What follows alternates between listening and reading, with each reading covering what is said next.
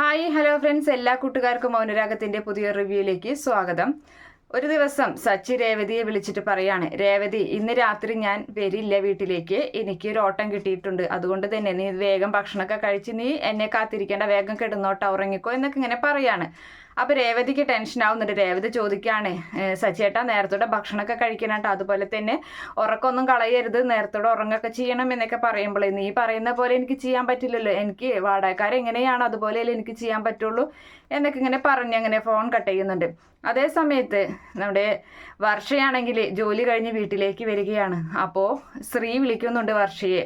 ശ്രീ പറയാണ്, ഞാൻ ഇന്ന് രാത്രി കുറച്ച് നേരം വൈകും വരാനായിട്ട്, ഇവിടെ ഒരു ബർത്ത്ഡേ പാർട്ടി വന്നിട്ടുണ്ട്, അതുകൊണ്ട് അതിൻ്റെ ചില കാര്യങ്ങളൊക്കെ ചെയ്യാനുണ്ട്, ഫുഡും കാര്യങ്ങളൊക്കെ റെഡിയാക്കാനുണ്ട്, അതുകൊണ്ട് കുറേ നേരം വൈകൂട്ടാ എന്ന് പറയാണ്. അപ്പോൾ വർഷയെ ഇന്ന് പുറത്ത് കൊണ്ടുപോകാമെന്ന് പറഞ്ഞിട്ടുണ്ടായിരുന്നു രാത്രി ജോലി കഴിഞ്ഞ് വന്നിട്ട്. അപ്പോൾ ഈ ഒരു കാര്യം കേട്ടപ്പോൾ വർഷയ്ക്ക് ദേഷ്യം വരുന്നുണ്ട്. വർഷ പറയാണ്, നീ ഇവിടേക്ക് വരികയാണെങ്കിൽ തന്നെ ഞാൻ വാതിൽ തുറന്നു തരില്ല, നീ വേണമെങ്കിൽ മുറ്റത്ത് എവിടെയെങ്കിലും കിടന്നോ എന്ന് പറഞ്ഞിങ്ങനെ ദേഷ്യത്തോടെ ഫോൺ കട്ട് ചെയ്യുന്നുണ്ട്. അങ്ങനെ വേഗം തന്നെ രേവതിയെ നമ്മുടെ ശ്രീകാന്ത് വിളിച്ചിട്ട് ഈ ഒരു കാര്യം പറയാണ്, ഏട്ടത്തി ഞാൻ വരുമ്പോൾ എനിക്ക് വാതിൽ തുറന്നു തരണം എന്ന് പറയുമ്പോൾ അതിനെന്താടാ എന്ന് പറഞ്ഞിട്ട് അങ്ങനെ ഫോൺ കട്ട് ചെയ്യാണ്. അങ്ങനെ ഇവർ രണ്ടുപേരുടെയും ഭർത്താക്കന്മാർ വരാൻ നേരം വൈകും എന്ന് പറയുമ്പോൾ വർഷ പറയുകയാണെങ്കിൽ ഒരു കാര്യം ചെയ്യാം, രേവതി അടുത്ത് നമുക്ക് രണ്ടുപേർക്കും കൂടിയിട്ട് ഒരു സിനിമ കാണാം, ഒരു പ്രേതത്തിൻ്റെ സിനിമയാണെന്ന് പറയുമ്പോൾ അയ്യോ എനിക്ക് പേടിയാണെന്നൊക്കെ ആദ്യം രേവതി പറയുന്നുണ്ടെങ്കിലും വർഷ വിടുന്നില്ല. അങ്ങനെ രണ്ടുപേരും ചേർന്ന് നല്ല രാത്രി ആയ സമയത്ത് രണ്ടുപേരും ചേർന്ന് പ്രേത സിനിമ ഒക്കെ കാണാണ്. അപ്പോൾ രേവതിക്ക് പേടിയായിട്ട് രേവതി ഒച്ചെടുക്കുകയും കരയുകയൊക്കെ ഇങ്ങനെ നല്ല വിളിക്കുകയൊക്കെ ചെയ്യാണ്. അപ്പോൾ അത് കേട്ടുകൊണ്ട് ചന്ദ്ര അവിടേക്ക് വരുന്നുണ്ട്. ചന്ദ്ര ചോദിക്കുകയാണ്, ഇവിടെ എന്താണ് നട്ടപ്പാതിരേക്ക് രണ്ട് പെണ്ണുങ്ങളും കൂടിയിട്ട് എന്ന് ചോദിക്കുന്നുണ്ട്. അപ്പോൾ ഞങ്ങൾ സിനിമ കാണാൻ പ്രേത സിനിമ ആണെന്ന് പറയുന്നുണ്ട്. ഇവിടെ എന്തിനിങ്ങനെ കിടന്ന് ഓളിയെടുക്കണേന്ന് പറയുമ്പോഴും രേവതി അടുത്തേക്ക് പേടിയാണ് എന്നിങ്ങനെ പറയുന്നുണ്ട് വർഷ. അപ്പോൾ ഇവള് തന്നെ ഒരു കുട്ടിച്ചാത്തനല്ലേ, പിന്നെ എന്താ ഇവൾക്ക് ഇത്ര പേടി എന്നൊക്കെ പറഞ്ഞ് പരിഹസിച്ച് ഇങ്ങനെ പോവുകയാണ്. അപ്പോൾ അമ്മയ്ക്ക് പേടിയില്ലേ എന്ന് ചോദിക്കുന്നുണ്ട്, ആൻറ്റിക്ക് പേടിയില്ലേ എന്ന് ചോദിക്കുകയാണ് വർഷ. അപ്പോൾ എനിക്കൊരു പേടിയില്ല, എനിക്ക് പ്രേതത്തിനൊന്നും ഒരു പേടിയില്ല എന്നൊക്കെ പറഞ്ഞ് വലിയ വായിൽ വർത്താനൊക്കെ പറഞ്ഞ് പോവാണ്. അപ്പോൾ വർഷ ഒരു പണി ചന്ദ്രമതിക്ക് കൊടുക്കാൻ തീരുമാനിക്കുകയാണ്. വർഷ പറയുന്നുണ്ട്, അങ്ങനെ വിട്ടാൽ പറ്റില്ലല്ലോ, ഏട്ടത്തിയെ കുട്ടിച്ചാത്തൻ എന്ന് പറഞ്ഞ് ആക്ഷേപിക്കുകയും ചെയ്തു. പിന്നെ പേടിയില്ലെന്നൊക്കെ പറഞ്ഞില്ല, പേടിയുണ്ടോ ഇല്ലെന്ന് ഞാനിപ്പോൾ കാണിച്ചു തരാം എന്ന് പറഞ്ഞിട്ട് അവളുടെ ഫോണും അതുപോലെ തന്നെ ഒരു സ്പീക്കറൊക്കെ എടുത്തുകൊണ്ട് വരികയാണ്.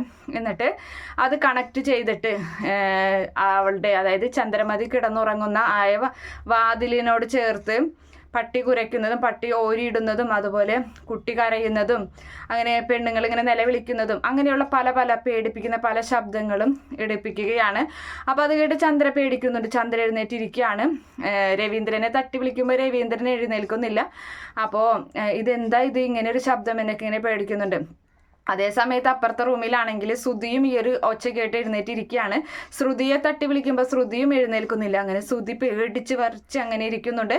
അതിനുശേഷം ചന്ദ്രമതി എന്നിങ്ങനെ ഭയങ്കര ഒരു ഭീകര ശബ്ദത്തോടു കൂടി വിളിക്കുകയാണ് ചന്ദ്രയെ. അതൊക്കെ കേട്ട് ചന്ദ്രയെ ആകെ പേടിച്ച് വിറച്ച് പുതച്ചു മൂടി അങ്ങനെ കിടക്കുകയാണ്.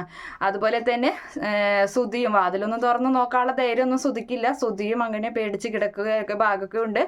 എന്തായാലും രേവതിയെ ആക്ഷേപിച്ചതിനും കളിയാക്കിയതിനും ഒക്കെയുള്ള മറുപടിയായി നമ്മുടെ വർഷ ആ ഒരു പണി ചന്ദ്രയ്ക്ക് കൊടുക്കുകയാണ്.